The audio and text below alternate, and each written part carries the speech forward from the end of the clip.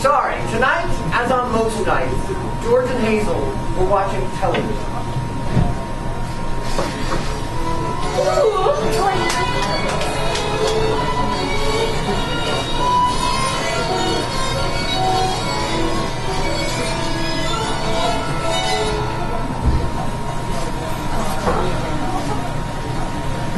That was a real pretty dance.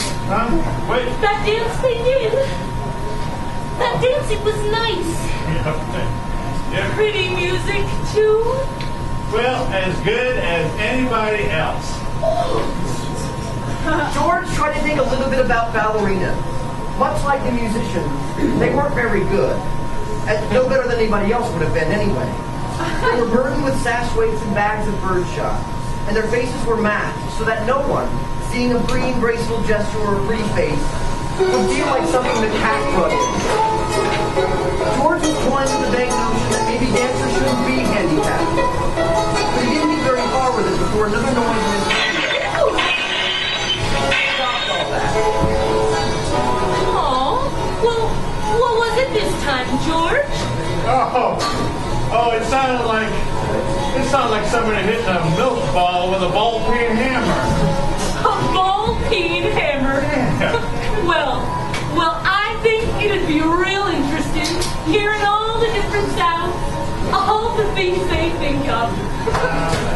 Only, if I was handicapped in general, you know what I'd do? If I was that Diana Moon Glamper's woman, I'd have chimes on Sundays. Just chimes, kind of in honor of religion. Well, I could sing if it was just chimes. Well, maybe make them real loud. I think I'd make a good handicapper, General. As good as anybody else. Well, who knows better than I do what normal is? Right. George began to think glimmeringly about his abnormal son who was now in jail, about Harrison, but a 21-gun salute in his head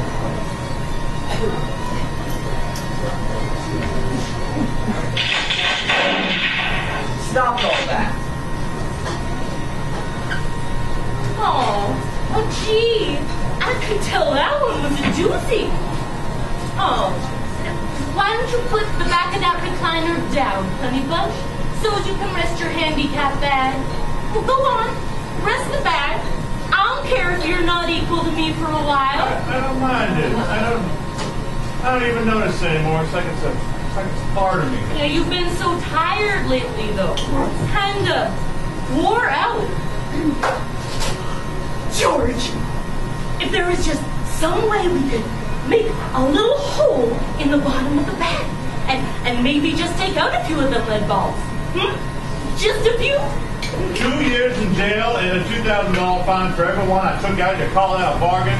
Well, if you could just take out a few when you got home from work. I mean, you don't compete with anybody around here.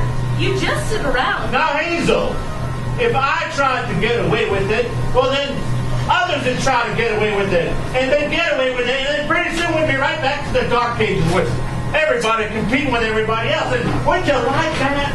Well, I guess not. There you go.